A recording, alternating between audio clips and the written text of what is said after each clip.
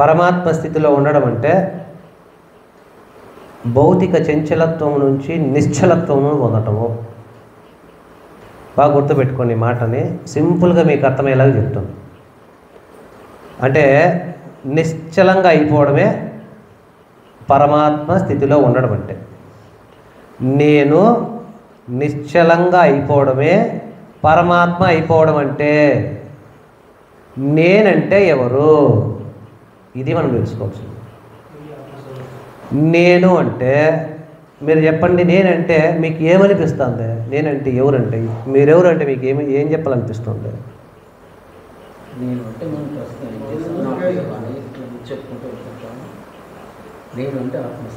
నేనంటే మీకు ఆత్మ అనిపిస్తుందా?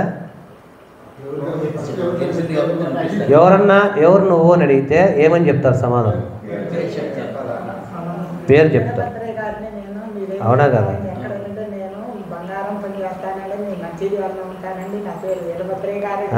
అదే కదా చెప్పింది. వాళ్ళు మొదట అడిగిన ఎవరు నువ్వు అంటే, నేను పలానా నుంచి వచ్చినాను, మా నాయన పేరు అదే అన్నారా లేదా? ఇప్పుడు అడిగినప్పుడు మాత్రం నేనంటే ఆత్మ అంటున్నారు. ఇంకా తెలియలే మీకు, ఇంకా తెలియలే. నేనంటే ప్రపంచంలో ఎవరికైనా శరీరము ప్లస్ మనస్సు, మైండ్ ప్లస్ బాడీ, ఈ రెండే కదా అనుకునేది. నేనంటే ఈ శరీరం ఉండాల కదిలేదానికే, దీన్ని కదిలించేదానికి ఏముండాలా? మనస్సు ఉండాల.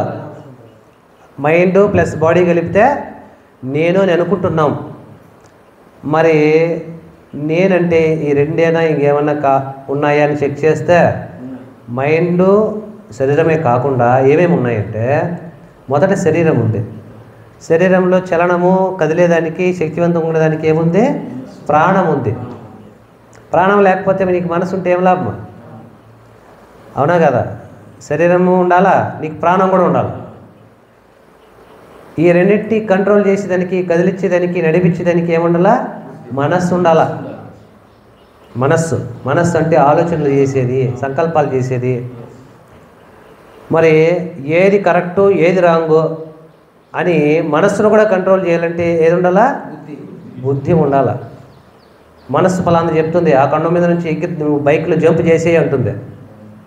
నీ మనసు నీకు సినిమాలో స్పైడర్ మ్యాన్ లాగా పోయి పోతాంటే ట్రైన్ ఆపేయి అంటుంది. ఆపేస్తావా? నీ మనసుకేం దానికి ఇష్టమైనట్లు కోరుకుంటుంది. అప్పుడు వెంటనే బుద్ధి వస్తుంది, నువ్వు అట్లా చేయకూడదురా నాయనా, నీకు అంత శక్తి లేదు అని నీకు నిజం చెప్పి నీ స్థితి ఏంటో నీకు తెలియజేస్తుంది. కాబట్టి నేను బాగుండాలంటే ఏమేమి ఉండాలా? శరీరం ఉండాలా, ప్రాణం ఉండాలా, మనస్సు ఉండాలా, వీటన్నిటిని కంట్రోల్ చేసే బుద్ధి ఉండాలా. ఈ 4 ఉంటే సరిపోతా, ఇంకేమైనా ఉండాలా? స్పృహ కూడా ఉంది. స్పృహ కూడా ఇంకోటి కావాలా కదా? ఇవన్నీ ఉంటే చాలా. చూడండి, మీరు నిద్ర లేచిన తెల్లవారితో స్పృహ ఉందా లేదా? స్పృహ ఉంటేనే కదా లేస్తారు. నిద్ర లేచినారు, మీకు శరీరం ఉంది, ప్రాణం ఉంది, మనస్సు ఉంది, బుద్ధి ఉంది, కానీ నువ్వు మర్చిపోయినావు. నిద్ర లేస్తానే నువ్వెవరో మర్చిపోయినావు, లోపల మెమరీ అంతా ఖాళీ అయిపోయింది.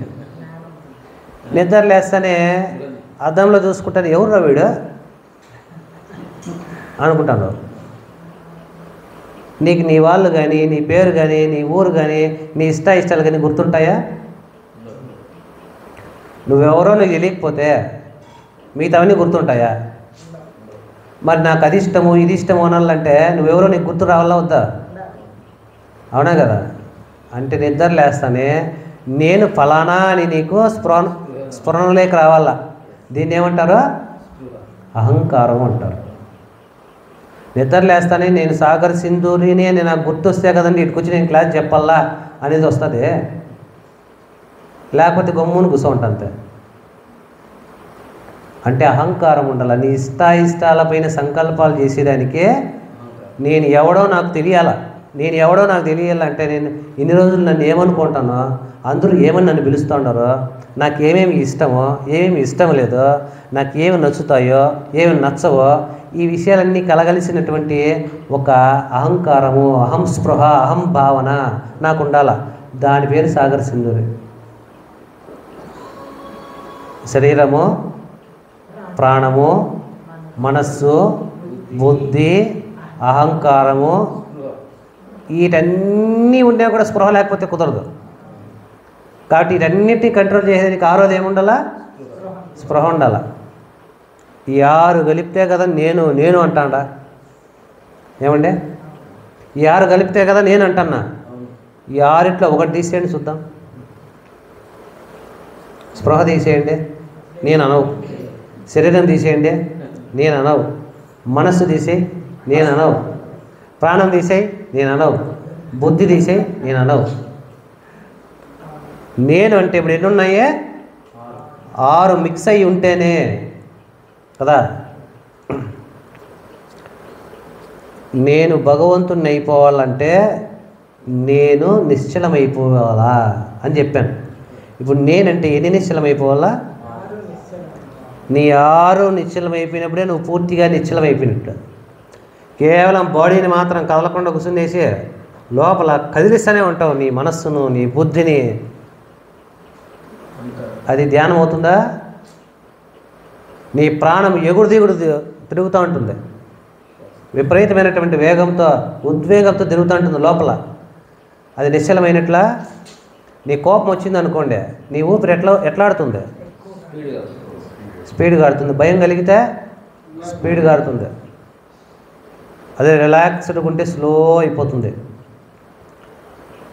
నేను నిశ్చలమైపోవడము ధ్యానం అంటే నేను నిశ్చలమైపోవడం. ధ్యానం అంటే నిశ్చల స్థితిని పొందడము.